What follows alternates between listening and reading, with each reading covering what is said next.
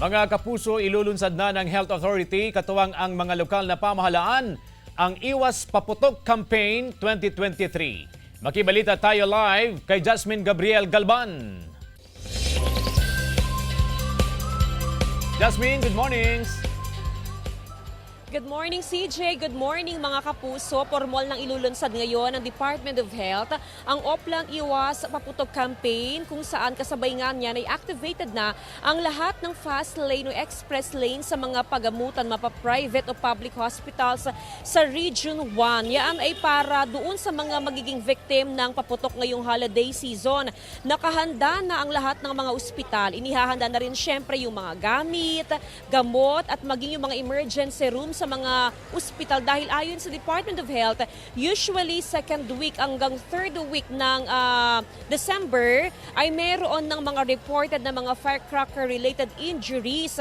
At ayon nga sa DOH, better na mas maaga pa lamang ay activated lang lahat ng mga fast lane para ma-address kaagad yung mga ganong reports. December 21 naman, CJ, ay start na yung surveillance ng Department of Health region-wide yan. Kasabay niyan, itataas na rin sa Code White lahat ng mga pagamutan, public and private hospitals para naman doon sa pagtatali ng firework o firecracker-related injuries. Ang panawagan, CJ, ng Department of Health ay iwasan ng ating mga kababayan, especially yung mga magiging victim ng firecracker o firework-related injuries, iwasan yung home remedies o yung home treatment at dalhin kaagad sa mga pinakamalapit na ospital. Ini-encourage din ng DOH yung paggamit ng alternative na pampaingay sa pagsalubong sa New Year imbes na gumamit nga ng mga paputok para syempre matiyak na safe at kompleto yung buong parts ng ating katawan pagsapit ng 2024. CJ.